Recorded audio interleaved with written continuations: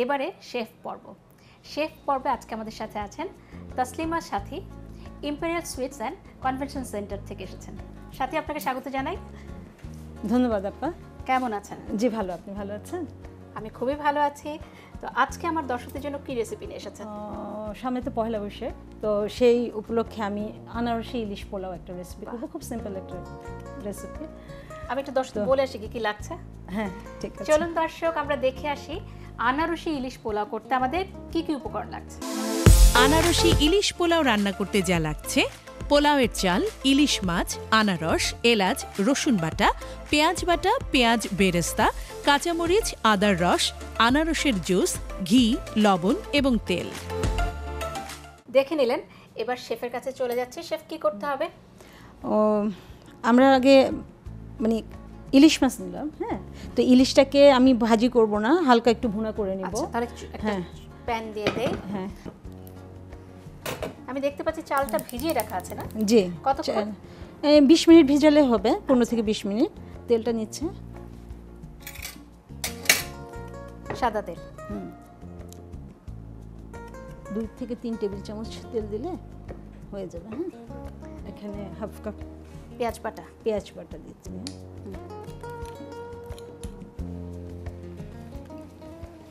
প্রথমে পেঁয়াজটা আমি বাদামি করে ভেজে নিচ্ছি। এরপরে আমাদের ভাজা হয়ে গেলে আমরা বাকি মশলাটা দিচ্ছি।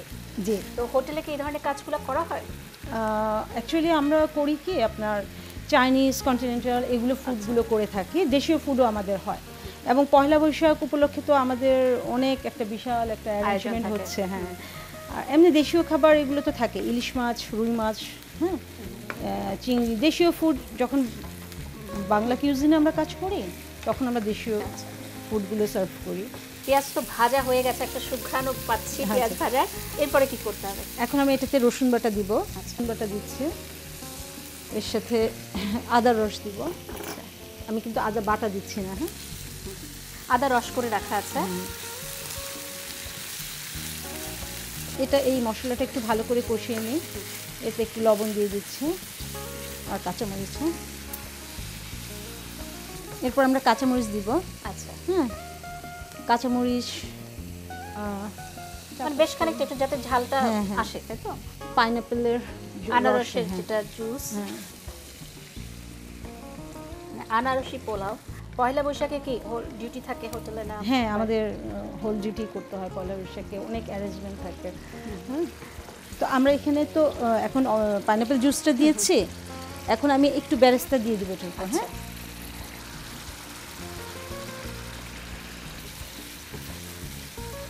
মশলা কষানো হয়ে গেছে, এবার আমরা পানি দিয়ে দিব। ইলিশ মাছ করতে আসলে সময় তো একদম অল্প লাগে। আর আনারস দেওয়া আছে, এমনিতেই কিন্তু তাড়াতাড়ি সফট হবে, তাই না? সেদ্ধটা তাড়াতাড়ি। আমার এটা কষানো হয়ে গেছে, আমি এখন মাছটা দিয়ে দিচ্ছি। হ্যাঁ,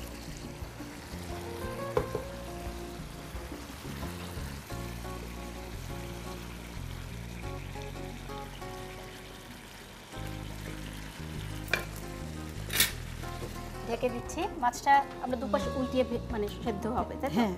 আর এই পানিতে মাছটা সেদ্ধ হয়ে যাবে? হ্যাঁ, সেদ্ধ আসলে না, কষানোটা আর কি। আচ্ছা, মানে এটা পুরো সেদ্ধ হবে না, আধা সেদ্ধ হবে মাছটা? আধা সেদ্ধ হবে। ঠিক আছে দর্শক, আমরা অপেক্ষা করছি মাছটা আধা সেদ্ধ হওয়া পর্যন্ত। আমাদের সাথেই থাকুন। মাছটা তো মনে হয় প্রায় হয়ে গেছে। হ্যাঁ, আপা আরেকটু হোক। আরেকটু?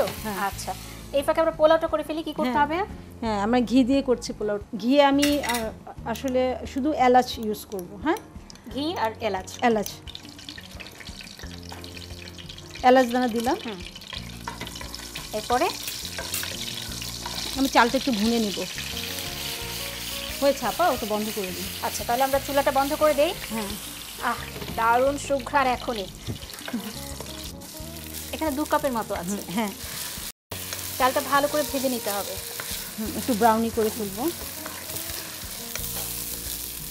এখন আমি এখানে পানি দিয়ে দিব, লবণ আর পানি ইউজ করবো। হ্যাঁ, লবণ দিয়ে দেওয়া হলো, এবার গরম পানি।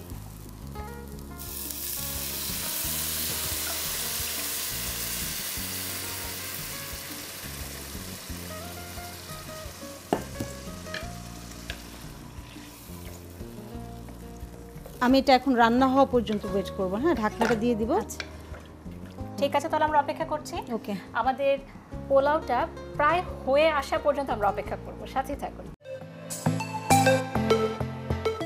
শেফ, আমাদের পোলাওয়ের কি অবস্থা? হ্যাঁ, পোলাও প্রায় মাঝামাঝি হয়ে গেছে। হ্যাঁ, তো এখন আমি ওই ইলিশের যে গ্রেভিটা আছে, মানে হাফ হয়ে যাওয়ার পর ইলিশের গ্রেভিটা আমি দিয়ে দিচ্ছি এটার মধ্যে। আচ্ছা, আমরা গ্রেভিটা দিয়ে দিচ্ছি যেটা মাছের সাথে ছিল। এর সাথে কিন্তু আমি আরেকটা জিনিস দিচ্ছি, কি সেটা হচ্ছে আমার ওই আনারস কিউব কাট করে রাখা যে আনারসটা আছে সেটা আমি দিয়ে দিলাম। এই দমে বাকিটা সেদ্ধ হয়ে যাবে। হ্যাঁ, এরপরে একটু কয়েকটা কাঁচামরিচ ছিটিয়ে দিই। 5টা মিনিট আমরা এভাবে রেখে দিই। হ্যাঁ, জাস্ট আনারসটা একটু সেদ্ধ হয়ে যাবে। হ্যাঁ, 5 মিনিট আমাদের দমে থাকবে। হ্যাঁ, তারপর আমরা আবার মাছটা দিয়ে আবার দম দিয়ে রাখবো। হ্যাঁ, আমাদের তো 5 মিনিট হয়ে গেছে। জি, এরপরে কি করতে হবে? আমাদের যেটা করতে হবে, চালটা একটু ফাঁকা করে দিই। হ্যাঁ, একদম মিডলে ফাঁকা করে আমরা মাছটা দিয়ে দিচ্ছি। বেশি নাড়ার দরকার নেই, চাল একটু আমি উপরে উঠিয়ে দিই। বাস ঢেকে আমরা এখন দমে রাখবো। জি, কতক্ষণ রাখতে হবে? এই 5-7 মিনিট রাখলেই হয়ে যাবে। হ্যাঁ, আচ্ছা, 5 থেকে 7 মিনিট হয়ে গেছে। আমার মনে হয় আনারসি ইলিশ পোলাওটা রেডি। হ্যাঁ আপু, শেষ। আমরা এখন একটু সার্ভ করব এটাকে। ইলিশটা অনেক নরম থাকায় আমি ইলিশটাকে আলাদা একটু করে নিই। যে কোনো মাছই আমরা যখন রান্না করি একটু সাবধানে করতে হবে যাতে ভেঙে না যায়। আমরা আগে মাছটাকে খুব সাবধানে তুলে নিলাম। এবার পরিবেশনের পালা। কি করতে হবে? এই যে সার্ভিং ডিশে রাইসটা উঠাবো। আচ্ছা, আমরা প্রথমে পোলাওটা তুলে নিলাম, এরপরে খুব সাবধানে উপর দিয়ে ইলিশ মাছটা দিব। মাছটা যাতে না ভেঙে যায় খুব সাবধানে করতে হবে।